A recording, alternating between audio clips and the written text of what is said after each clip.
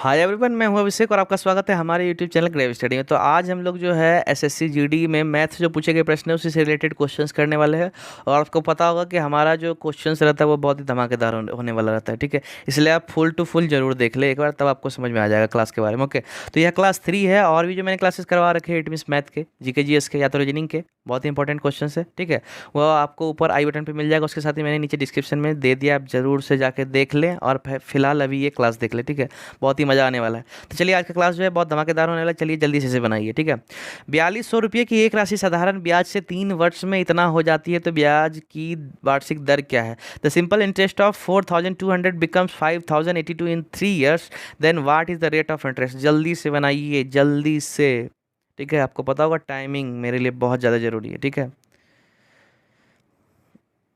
अगर नहीं समझ में आ रहा है तो कोशिश करें एक बार समय ले ले, तो भैया दोबारा उस क्वेश्चन पे कभी समय ना ले, ठीक है। जल्दी कीजिए।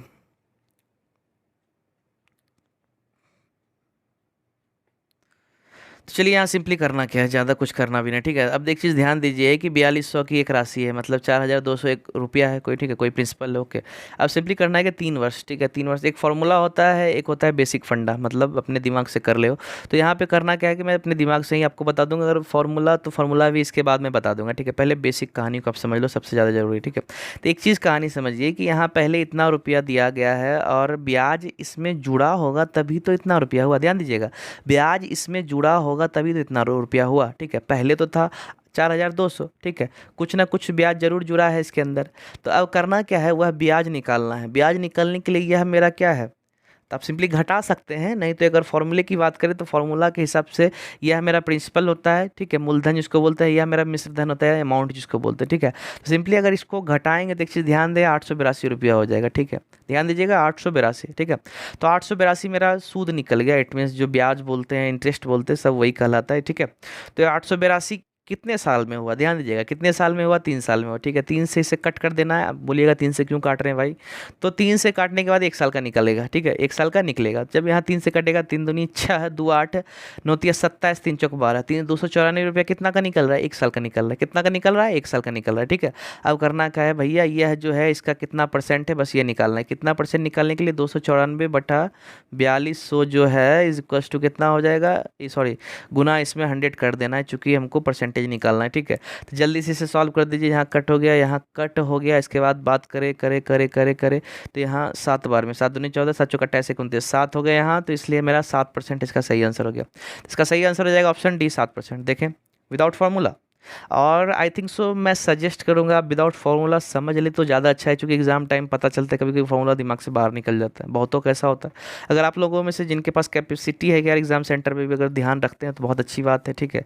तो आप फार्मूला के साथ जा सकते हैं, ओके। बाकी मेरा कहना है आप दोनों तरीका ले ले, कोई ठिकाना रहता है यार।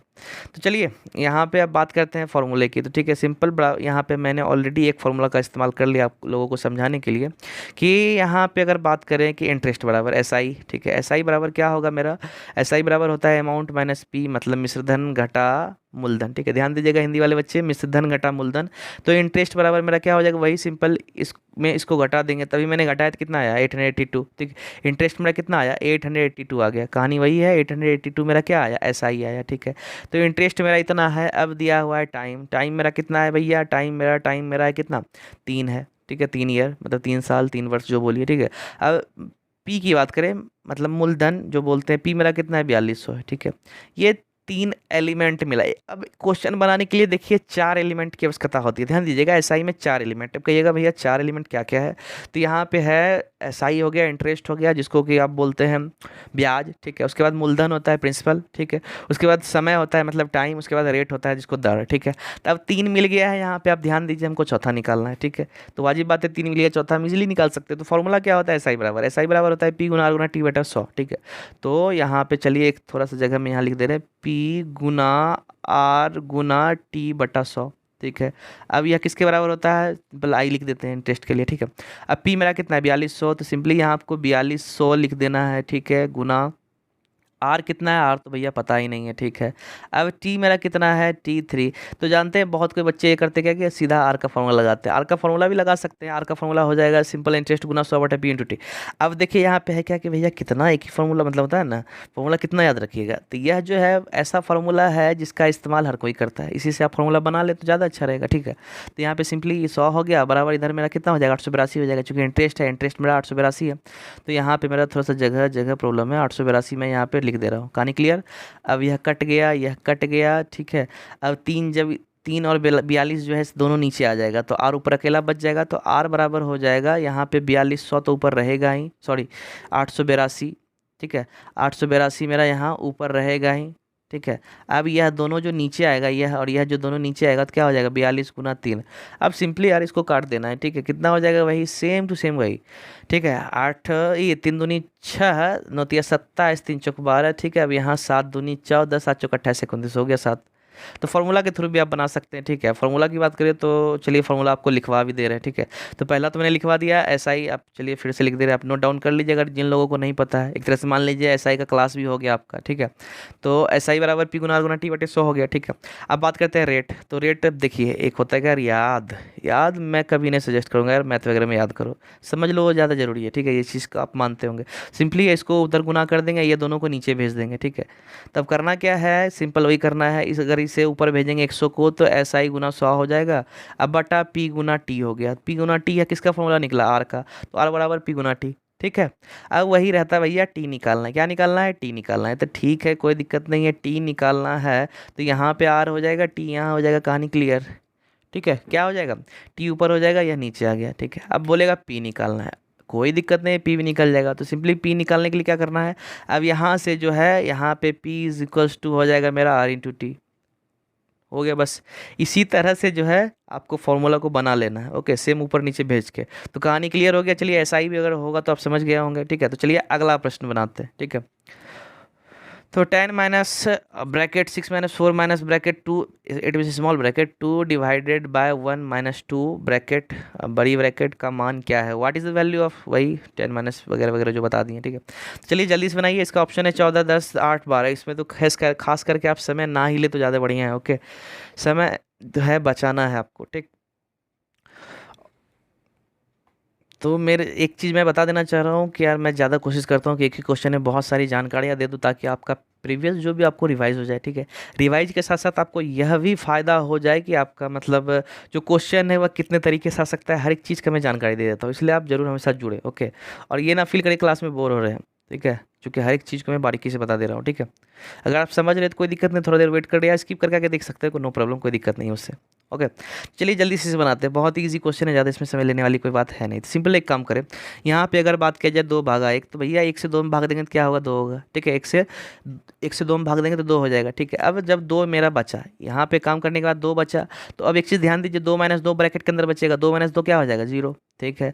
तो भैया 4 माइनस ब्रैकेट से 0 बाहर आ गया, तो 4 माइनस 0, 4 में 0 घटेंगे तो क्या 4 ही रह जाएगा, ठीक है। तब यहाँ पे 6 माइनस 4 बचा, 6 माइनस 4 अगर 6 में 4 घटेंगे तो क्या बचा भैया, 2, ठीक है। तब 10 में से 2 घटा दें तो कितना मेरा 8 हो गया। कितना इजी क्वेश्चन यार, बोर्ड मास है, 7, 8 में पढ़ते होगे, ज़्यादा कोई बड़ा इशू भी नहीं है, ओके। इसका सही आंसर हो जाएगा ऑप्शन C, 8, ठीक है। यही सब क्वेश्चन आता है, अगर जो पहले जो पढ़े हैं वही आता है, ठीक है। एक राशि पर चौथे वर्ष का चक्रवृद्धि ब्याज 6,000 रुपये है, तथा 5वें वर्ष का चक्रवृद्धि ब्याज 6,750 रुपये, और ब्याज जो है, ठीक है, वह वार्षिक है, मतलब सालाना चलता है, ठीक है, ईयरली। तो ब्याज दर क्या है, the compound interest for the 4th year on an amount is ₹6,000 and the compound interest for the 5th year is ₹6,750। The interest is compounded annually, जो सालाना होता है। What is the interest rate, तो option है 25%, 12.5%, 20%, 15%।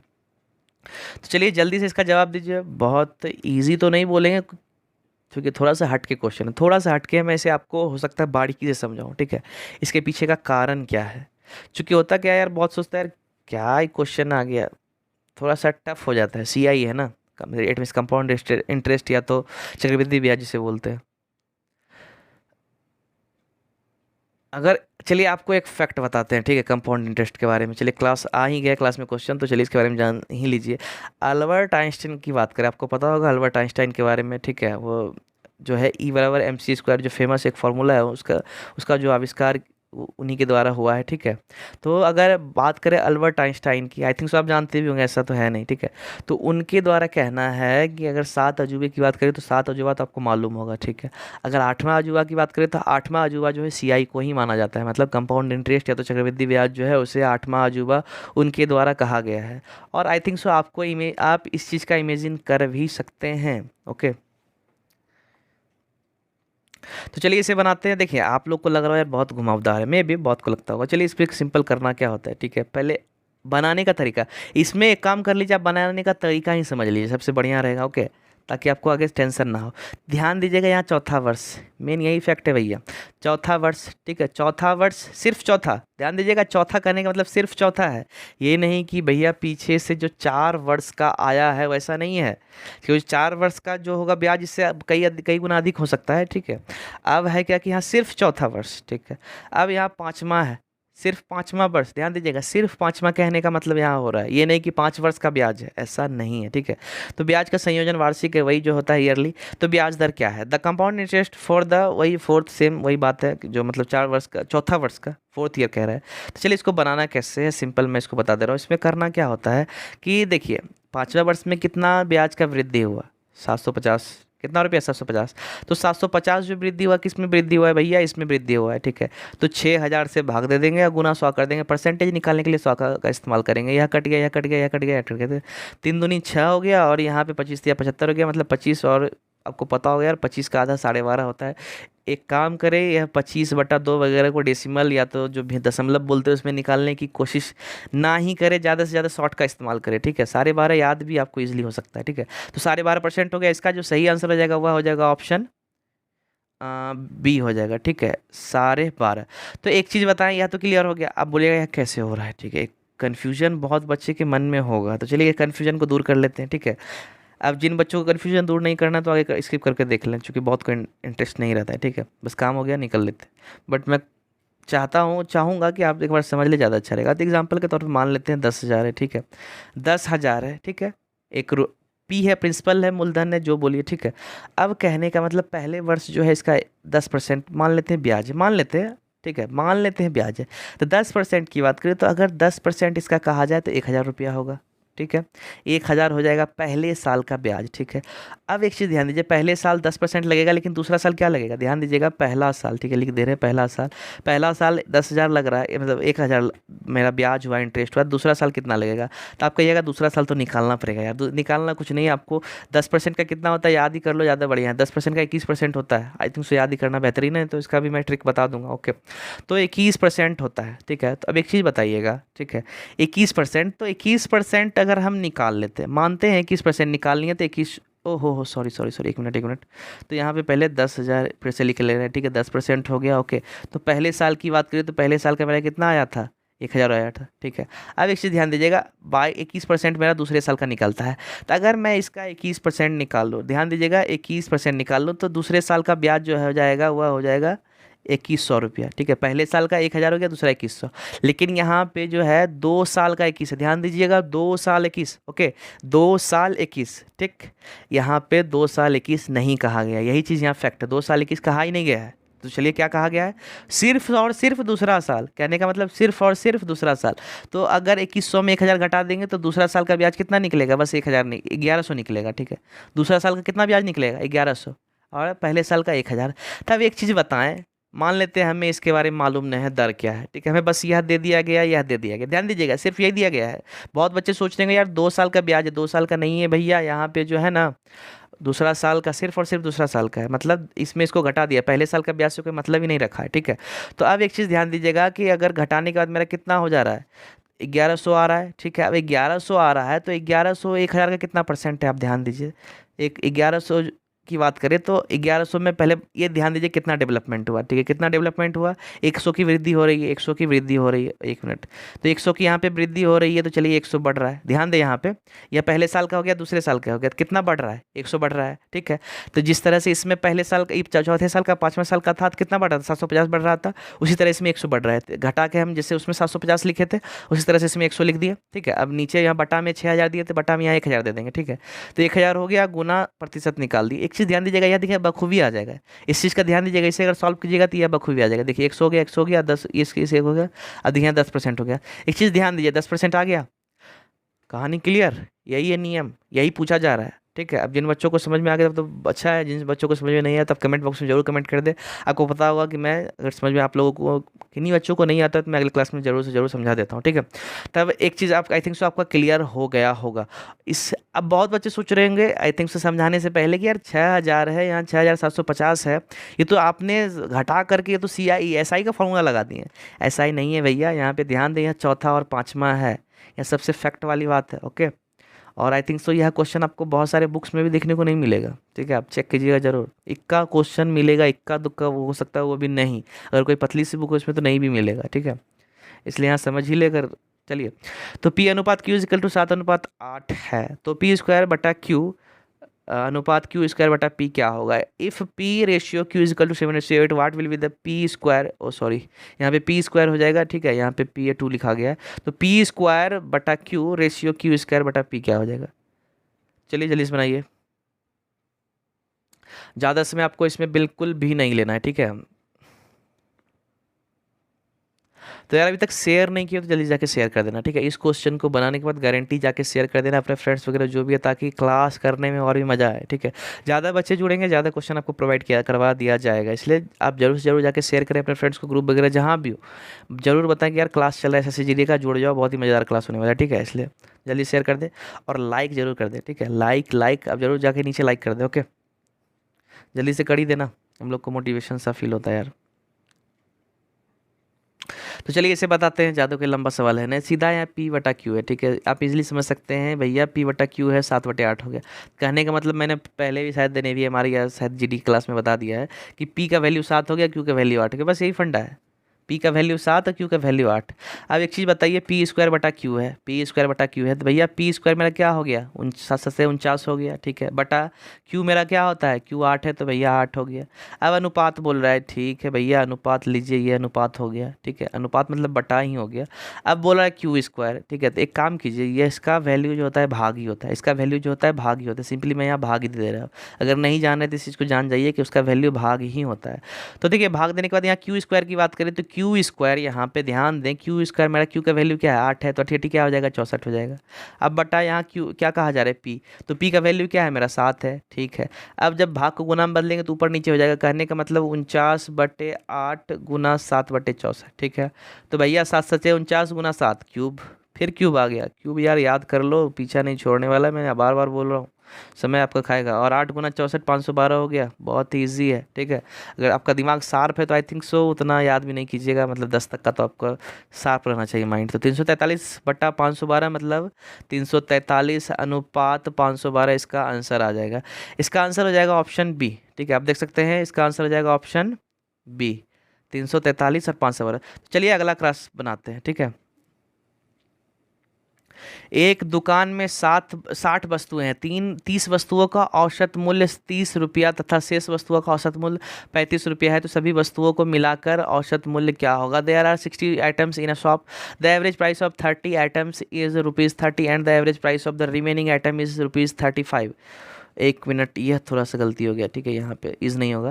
What is the average price of all item combined? तो जल्दी से इसका जवाब दीजिए, ओके, ठीक है। और यार अभी तक आपने सब्सक्राइब नहीं किया, पहले सुन लें क्वेश्चन बनाने से पहले, आपने अभी तक इस चैनल को सब्सक्राइब नहीं किया तो जल्दी जाके नीचे जो रेड बटन है उसे दबा के सब्सक्राइब कर ले और बेल आइकन जरूर दबा ले, ताकि इससे जो भी हमारे नए वीडियोस है, इट मीन्स नेवी MR जो भी हमारे इट मीन्स GD वगैरह जो भी नए वीडियोस है उसका इन्फॉर्मेशन आपको सबसे पहले मिल जाएगा, गारंटी सबसे पहले मिल जाएगा। इसलिए आप जरूर से जरूर जाके यार सब्सक्राइब कर लेना, बेल आइकन तो कन्फर्म दबा लेना, ठीक है। और लाइक नहीं किया तो जाके लाइक कर ही दो, जल्दी से बनाइए आप इसे।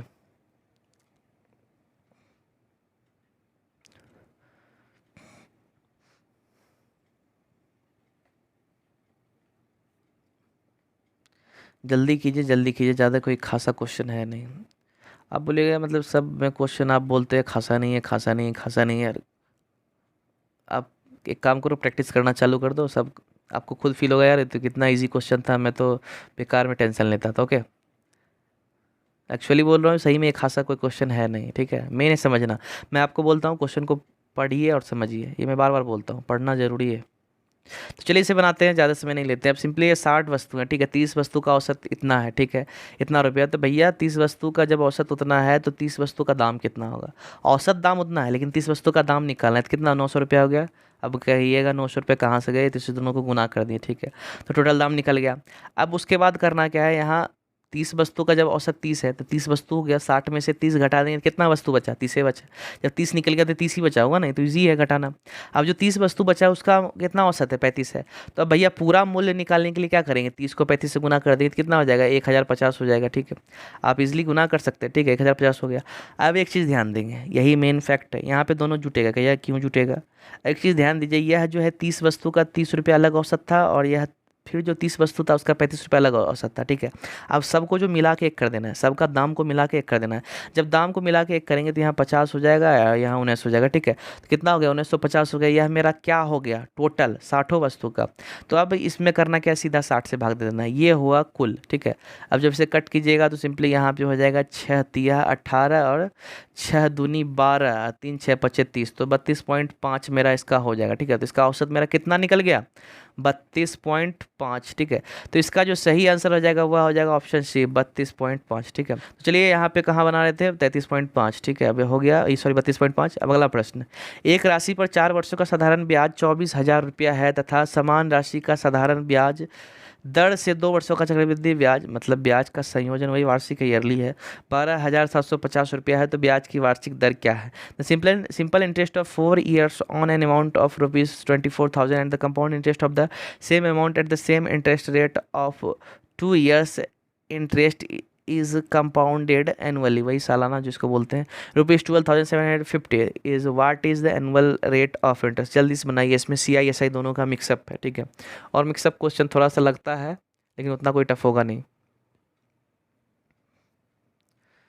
समय तो कोशिश करें कि बिल्कुल भी ना दे, ज़्यादा अच्छा रहेगा आप ही के लोग के लिए।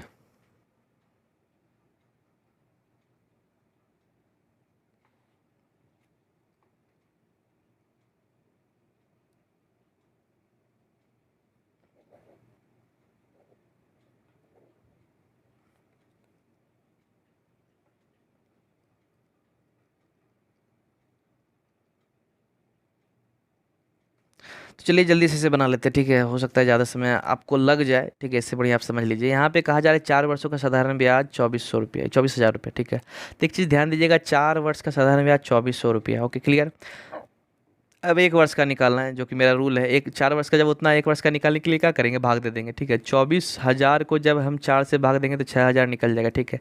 ध्यान दीजिएगा 1 वर्ष का मेरा कितना निकल गया, 6,000 निकल गया, क्या, इंटरेस्ट, ब्याज, सूद जिसको बोलते, ठीक है। अब कहिएगा कि पहला वर्ष का जो है SI CI मतलब साधारण ब्याज चक्रवृद्धि ब्याज बराबर होता है, ध्यान दीजिएगा SI CI बराबर होता है, ठीक है। 6,000 पहला वर्ष लगेगा, ठीक है, दूसरा वर्ष भी 6,000 लगेगा, ठीक है। सॉरी, CI में भी, SI में यहाँ लगा, यहाँ CI में, दोनों में पहला में समान होता है, इस चीज़ का आप याद भी कर लीजिए, बढ़िया है, ठीक है। अब जब अगला साल होगा, ध्यान दीजिएगा अगला साल होगा, ठीक है, अगला साल होगा तो यह फिर 6,000 बढ़ेगा, ठीक है। अब यह भी 6,000 बढ़ेगा, बट जो है एक चीज़ ध्यान दीजिए, यहाँ पे 12,000 मेरा हो गया, यहाँ पर भी 12,000 हो गया, ठीक है, 12,000 दोनों जगह हुआ, लेकिन यहाँ पे CI है तो इसका जो प्रतिशत होगा, जो भी प्रतिशत मतलब जो भी रेट हो वह आगे जुटेगा, ठीक है। तो ध्यान दें, यहाँ जो 12,000 है, यहाँ 12,000 है, इसमें जरूर वृद्धि होगा, बढ़ेगा। किसके कारण बढ़ेगा, इसकी किसी के कारण बढ़ेगा, किसके कारण बढ़ेगा, इसी के कारण बढ़ेगा। इसका जो यहाँ पे जो भी रेट था उस हिसाब से इसका भी रेट लगा है, क्योंकि सूद का सूद लगता है, मतलब ब्याज का ब्याज लगता है। तो यह मेरा पहले वाला का ब्याज था, उसका ब्याज लग रहा है, ठीक है। तो यहाँ पे जो बढ़ा है, ध्यान दीजिएगा, यहाँ पे जो बढ़ा है 12,750, ठीक है। तो 2 साल का तो आप मुँह से कर सकते हैं इजिली कि 12,000 हो गया, 1 साल का जब 6,000 मेरा सूद हो रहा है SI के हिसाब से, साधारण ब्याज के हिसाब से, 2 साल का कितना हो गया, 12,000 हो गया, क्लियर, कितना हो गया, 12,000 हो गया। उसी तरह से CI में भी 12,000 होगा, लेकिन एक्स्ट्रा क्या आ रहा है, 750 आ रहा है, ध्यान दीजिएगा, बस इतने बात को ध्यान दीजिएगा, एक्स्ट्रा मेरा क्या आ रहा है, 750। तो 750 मेरा जो एक्स्ट्रा आ रहा है वो किससे आ रहा है, 6,000 की वजह से आ रहा है, किसके वजह से, 6,000। तो क्योंकि ब्याज का ब्याज लगता है तो पहले साल का ब्याज 6,000 था, तो 6,000 का ही आ रहा है, सीधा इसका प्रतिशत निकाल दीजिए, ज़्यादा दिमाग लगाना ही नहीं है, ओके। सिंपल यहाँ पे हो जाएगा 3 दूनी 6 और 25 या 75, ठीक है, 3 दूनी 6 और 3, ठीक है। तो अब यहाँ पे सिंपल है कि इसका कितना हो जाएगा, 12.5% हो गया, ठीक है। इसका जो सही आंसर हो जाएगा वह हो जाएगा ऑप्शन बी, 12.5%, ठीक है। तो चलिए अगला प्रश्न, 2 त्रिभुजों के क्षेत्रफलों का अनुपात 61 है तथा उनके आधारों का अनुपात 3:2 है, तो उनकी ऊंचाइयों का अनुपात क्या होगा? The ratio of the areas of the two triangles is 61 and the ratio of their base. एक मिनट रेशियो है, ठीक है, तो यहाँ पे ध्यान दीजिएगा, रेशियो छूट रहा है, 6:1 होगा, ठीक है। तो 6:1 and the ratio of their bases is 3:2, मतलब 3:2। What is the ratio of their height? जल्दी से कीजिए, बहुत ही ईजी क्वेश्चन है यार। यहाँ पे रेशियो है, मैंने बोल दिया यहाँ रेशियो है, ठीक है, यहाँ पे भी रेशियो है, ठीक है, जल्दी से बनाइए, जल्दी कीजिए, ज़्यादा समय नहीं लेना, ओके, ज़्यादा समय नहीं लेना है, ओके, जल्दी कीजिए।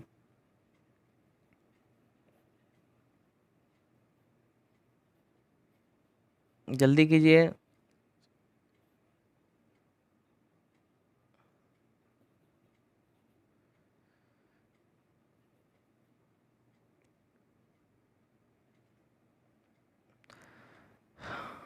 बहुत ही इजी क्वेश्चन है, आप आराम से बना सकते हैं, कोई दिक्कत नहीं होगा, बस मेरा कहना है क्वेश्चन को सही से पढ़ें, ठीक है।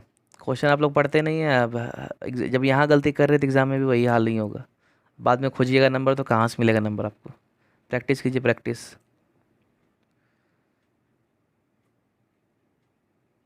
ठीक है, तो चलिए अब आपको बता देते हैं कैसे बनेगा, ओके, सिंपल है, ठीक है। यहाँ पे करना क्या है, क्षेत्रफल की बात करें तो पहला मेरे बात पे ध्यान दिएगा, दो त्रिभुज है, ठीक है। तो एक चीज़ बताइए, क्षेत्रफल बराबर क्या होता है? एरिया बराबर, सिंपल, एरिया को ए बोलते हैं, मतलब क्षेत्रफल, बेस इंटू हाइट, मतलब आधार गुना ऊंचाई, आधार गुना ऊंचाई, ठीक है। अब दूसरा का अगर एरिया निकाले तो उसका भी एरिया बराबर क्या हो जाएगा? आधार, मतलब इसको बड़ी में कर लेते हैं क्योंकि दोनों अलग अलग ट्रैंगल है ना, ठीक है।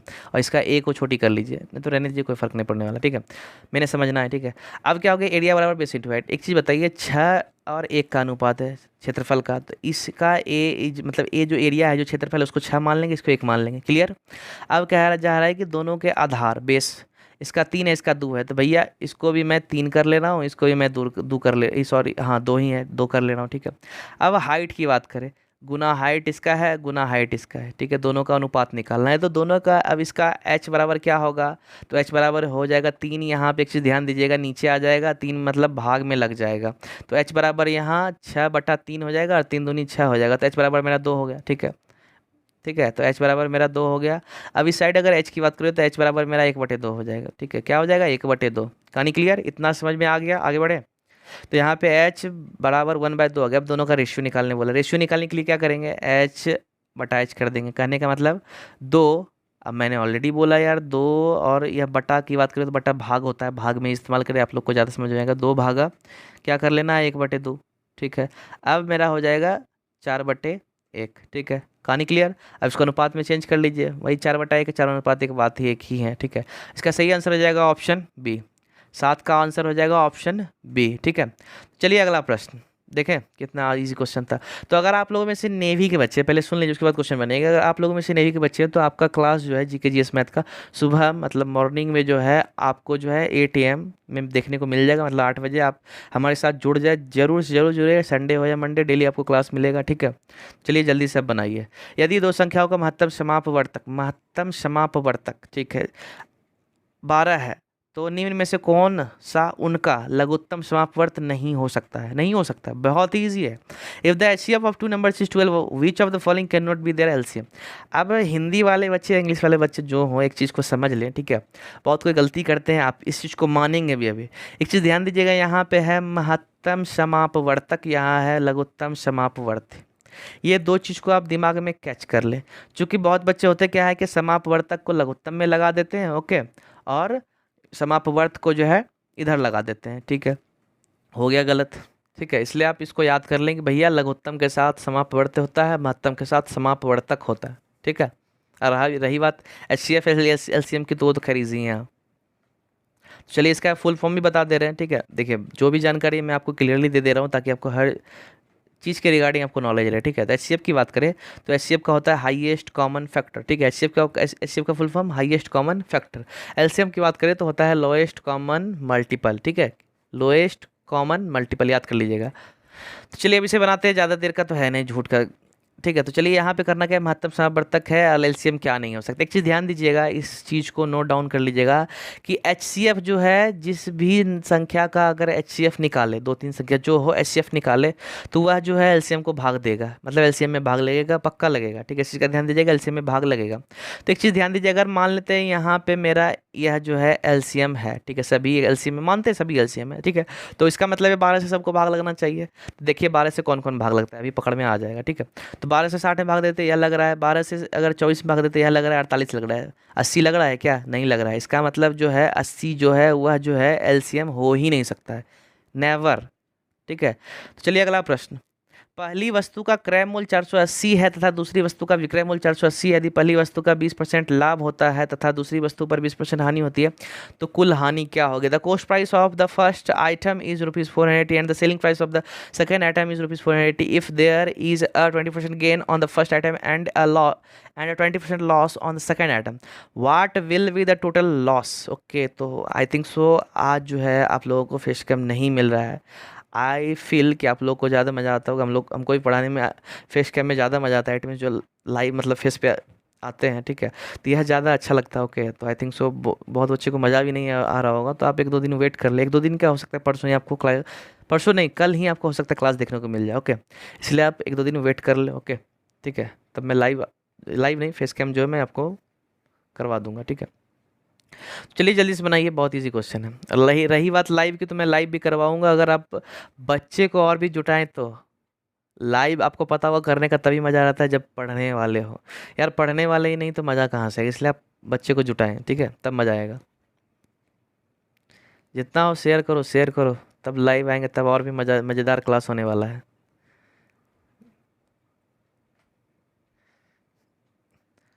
चलिए जल्दी कीजिए, जल्दी कीजिए। तो चलिए अब बनाना स्टार्ट कर देते हैं। यहाँ पे ध्यान से दीजिएगा, थोड़ा सा बात उलझाने वाली, ठीक है। एक चीज़ ध्यान दीजिएगा, सीपीएसपी, ठीक है, सीपीएसपी मतलब क्रय मूल्य विक्रय मूल्य। तो चलिए सीपीएसपी के तौर पर लिख लेते हैं, सीपी और एसपी लिखते हैं, ठीक है। अब देखिएगा कहानी क्या इसमें लोचा है, ठीक है। पहला कहा जा रहा है कि पहले वस्तु पर क्रय मूल्य 480 है, मतलब सीपी जो है 480 है, ठीक है। अब दूसरे वस्तु के विक्रय मूल्य की बात करें, देखिए इसमें क्रय मूल्य, इसमें विक्रय मूल्य, यही थोड़ा सा लोचा है, ठीक है। तो विक्रय मूल्य की बात करें 480 है, और पहले पे जो 20% लाभ होता है, दूसरे पे 20% हानि। चलिए ठीक है, तो एक चीज़ ध्यान दीजिए, जब इसका क्रय मूल्य 480 है, पहले वाले का, यहाँ पहला मान लेते हैं, इसका दूसरा मान लेते हैं, ठीक है, समझने के लिए। पहले का 480 है तो कह रहा है इस पर 20% लाभ होगा, तो इसी पे 20% लाभ होगा, ठीक है। तो करना क्या है जनाब, 480 का जो है 120% निकाल लेना है, ठीक है। 100% खुद का हो गया, 20% लाभ हो गया। जब ऐसा कीजिएगा तो क्या हो जाएगा, 12 अठी 96, 9 हो जाएगा, 12 4 जा 48, 9 8 17, 576 हो गया, ठीक है। 576 मेरा क्या हो गया, इसका एसपी हो गया, मतलब विक्रय मूल्य, एसपी विक्रय मूल्य याद कर लीजिएगा, ठीक है। तो 576 मेरा निकल गया, ये क्लियर। अब देखिए उसके बाद बारी आती है विक्रय मूल्य। अब देखिए सेकंड वाले का विक्रय मूल्य दिया है, कहने का मतलब यह नीचे ही उतर जाएगा, ठीक है। अब कह रहा है कि इस पर 20% की हानि हुई है। एक चीज़ ध्यान दीजिएगा, 480 में बेच चुका है, 480 में बेच चुका है, इसका मतलब हानि हो चुका है, ठीक है, हानि हो चुका है। तो कहने का मतलब 100% मान लीजिए अगर सामान का दाम होगा, ध्यान से सुन लीजिए, अगर 100% सामान का दाम होगा, 20% का हानि हो गया, मतलब 20% कम हो गया, तो 20% कम होने के बाद मेरा क्या हो जाता है, 80% हो जाता है, ठीक है, 80%। तो यही जो 80% का वैल्यू है, ध्यान से सुनिएगा, यही 80% का वैल्यू, वही मेरा 480 होगा, ठीक है, सेकंड वाले आइटम में। तो यही मेरा 80% का वैल्यू होगा।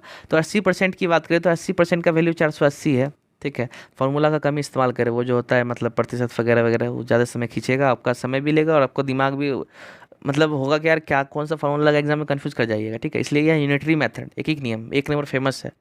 तो 80% का वैल्यू इतना है, तो 1% का कितना हो जाएगा, 1% का हो जाएगा 480/80, और 100% के लिए 100 से गुना कर देते हैं, ठीक है। तो यहाँ पे मेरा हो जाएगा 8 6 600 हो जाएगा, ठीक है। कितना हो गया, 600 मेरा क्या निकल गया, इसका जो है क्रय मूल्य निकल गया, 600 क्रय मूल्य निकल गया, कहानी क्लियर। अब देखिएगा यहाँ मेन फंडा, अब कह रहा है पूरे पे, ऑल पूरे पे, कुल है ना, कुल हानि पूरा पे। तो एक चीज़ ध्यान दीजिएगा, कुल की बात करें पहले, कुल CP मतलब क्रय मूल्य, और कुल SP मतलब विक्रय मूल्य। तो कुल मेरा यहाँ कितना हो गया, CP जो क्रय मूल्य बोलते हैं हम, यहाँ पे हो गया 6 4 10, 1080 रुपया, क्लियर। अब कुल SP मतलब विक्रय मूल्य की बात करें तो यहाँ मेरा हो जाएगा 6 8 7 15 हो जाएगा, और 5 4 9 1 10 हो जाएगा, ठीक है भैया। कितना हो गया, 10 हो गया, ठीक है। एक चीज़ ध्यान दीजिए, यह मेरा CP है, ध्यान दीजिएगा, क्रय मूल्य है, यह मेरा विक्रय मूल्य। तो एक चीज़ बताइए, 1080 रुपये में सामान खरीदे, 1056 में बेच रहे, तो भैया किसी हिसाब से लग रहा है कि फायदा होने वाला है, पॉसिबल ही नहीं है यार, लॉस लग रहा है। कितने का लॉस लग रहा है? तो 1080 में आप अगर 1056 घटाइएगा तो 24 आएगा, ठीक है। कितना आएगा? 24 आएगा। इसलिए इसका सही जो आंसर हो जाएगा वह हो जाएगा ऑप्शन सी, ठीक है। ध्यान दीजिएगा, इसका सही आंसर हो जाएगा ऑप्शन सी, 24। चलिए अगला प्रश्न। तो क्लास में मजा आ रहा है तो यार जल्दी से जाके लाइक भी कर दो, कर दो, कर दो, कंफर्म कर दो। 528 माइनस 24 गुना, एक्स नहीं है 24 गुना है, ठीक है। 4/3 का 25/7 भाग 1/2 का मान क्या होगा यार? बहुत ही मजेदार क्वेश्चन है, जल्दी से बनाओ। What is the value of 528 minus 24 into 4/3 of 25/7 भागा 1/2? जल्दी से बनाओ, मजा आने वाला है। ओके, जल्दी जल्दी, हरी अप।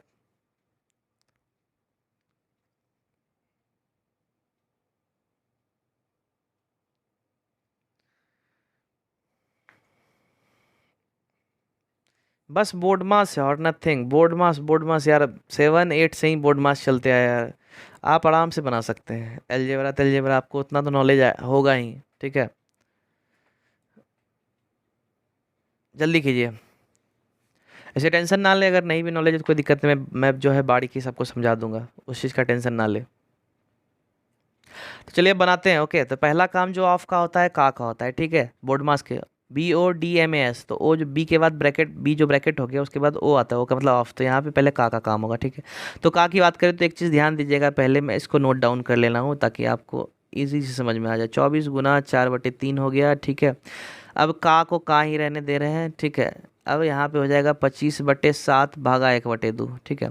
तो पहला काम इस दोनों का गुना, का में नियम है इस दोनों का गुना, ठीक है। 25 चौक 100 हो गया, 100/7 21 हो गया, कहानी क्लियर, 7 21 हो गया। अब एक चीज़ ध्यान दीजिएगा, उसके बाद भाग का काम होगा, ठीक है। इसे बाद में लिखेंगे, ज़्यादा जगह नहीं इसलिए मैं एक ही जगह पे इस्तेमाल कर रहा हूँ। भाग को गुना में बदलेंगे, 2 ऊपर चला जाएगा। अब एक चीज़ ध्यान दीजिएगा, जो 2 जब ऊपर जाएगा तो 2 100 के साथ गुना हो जाएगा, 200 हो जाएगा, ठीक है। खैर रहने दीजिए इसी तरह से। अब इतना का काम मेरा सिमटा गया, ठीक है। इतना काम सिमटा गया, बचा मेरा क्या? अब बचा 24, ठीक है भैया। 24 को भी इसमें गुना कर ले रहे हैं, ठीक है। अब 528 में घटा कर ले रहे हैं, ठीक है। अब एक चीज़ यहाँ पे कट कट कर देना है, ठीक है। तो यहाँ 3 8 या 24, 3 7 या 21, 7 हो गया। अब एक चीज़ ध्यान दीजिएगा, 8 गुना 100 गुना 2, 8 दूनी 16 गुना 100, तो 1600 हो गया, 1600/7। तो 528 घटा 1600/7 हो गया। अब चलिए इस चीज़ को सॉल्व करना है, ठीक है। तो इस चीज़ को सॉल्व करने के लिए सिंपल वही भिन्न का जो घटाव है वही आपको करना होगा। सिंपली इसमें करना क्या है, भिन्न का घटाव का भी शॉर्ट ट्रिक है। इसको इससे गुना करके इसमें घटा दीजिए, ठीक है। इसको इससे गुना करके घटा दीजिए, सिंपल है। पहले गुना करेंगे तो 8 7 कितना हो जाएगा, 56, हाथ में रहा 5, 7 दूनी 14, 14 5 19, 1 7 5 35 1 36, ठीक है। अब यहाँ पे 1600 अगर घटा दे, ठीक है। अब बटा 7 है ही, ध्यान दीजिएगा, ऐसा नहीं कि 7 को भूल जाइएगा। तो एक चीज़ बताइए, 3696 में अगर 1600 घटा दे 2096 आएगा कि नहीं?